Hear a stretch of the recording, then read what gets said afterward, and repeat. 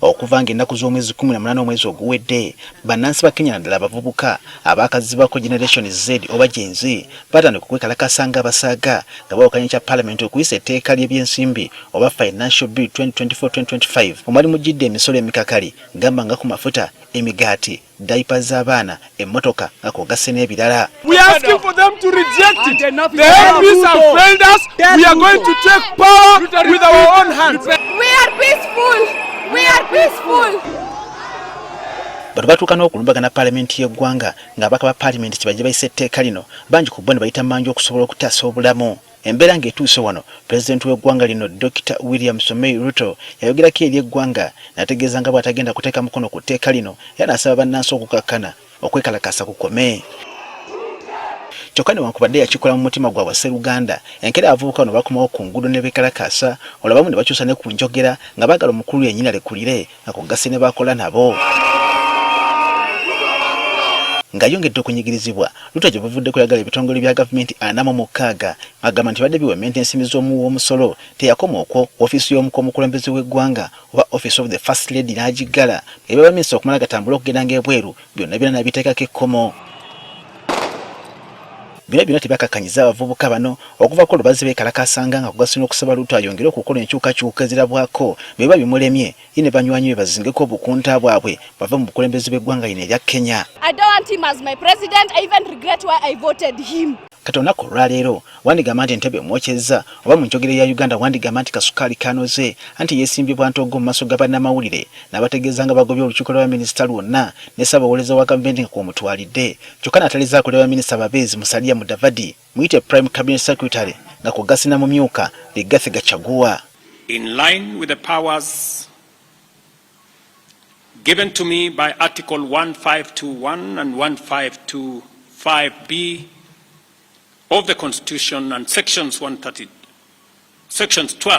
of the Office of the Attorney General's Act, decided to dismiss with immediate effect all the Cabinet Secretaries and Attorney General of the Republic of Kenya, of the Cabinet of Kenya. Kyokka gavumenti kyakoze si kyankomeredde akadde konna waliwo kyategeka kyagenda okwanja eri bannansi ba Kenya.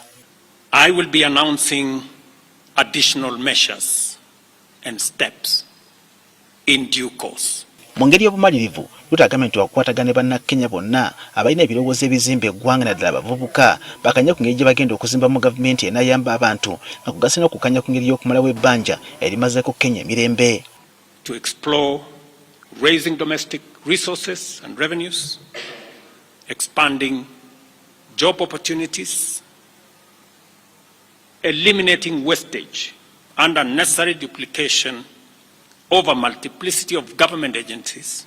Kyokka agambye nti emirimu gya gavumenti egigenda kuyimirira bakusigala nga bakola mu mbeera yonna naddala nga yeesigamu ku baminisiters ababeezi nga kw'ogasse ne ba principal secretaries. During this process, the operations of government will continue uninterrupted under the guidance of principal secretaries and other relevant officials.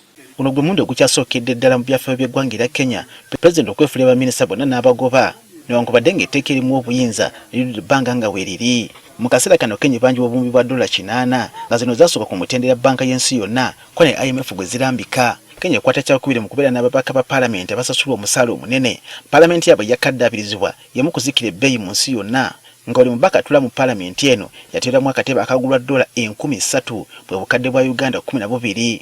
Oluseregende lw'emmotoka eziwerekera omukulembeze w'eggwanga lwogera ku ngezi mu kwezikyakira obuwanvu ko n'okubawo emmotoka ezigula obuwanana. Gye buvuddeko ono beewola ensimbi obuwumbi bwa $5 okuva mu ggwanga erya China okuzimba oluguudo lw'eggaali y'omukka gaggadde mu kaseera kano terunazza magoba kyokka nga China etandika dde okubabanja. Abatunuulira ensonga bazibanenya Pulezidenti Ruto nga bamulumiza nti alina omukono ku mabanja agatawanya eggwanga lino li Kenya okuva edda mu bbanga lye yamala nga ali mu gavumenti ezaasooka ko n'emyaka 10 gye yamala nga yamyuka Uhuru Kenyatta. Ekimu ku bitadde Ruto ku bunkenke ye World Bank ko ne IMF okumulagira kusala ku nfulumya oba si kyo tebaddamu kumuwa nsimbi newankubadde okumuwabula. Kakana ekisigadde bwe kumanya Ruto kyazzaako oluvannyuma lw'okugoba minisiters bonna. Bino ebijjidde nga ne Uganda esimbidde akatabagako okwewola Kenya keerimu nga yeebanjibwa obuwumbi bwa $23 mu bukadde 66. Samuel Sebuliba agafe ku Spark TV.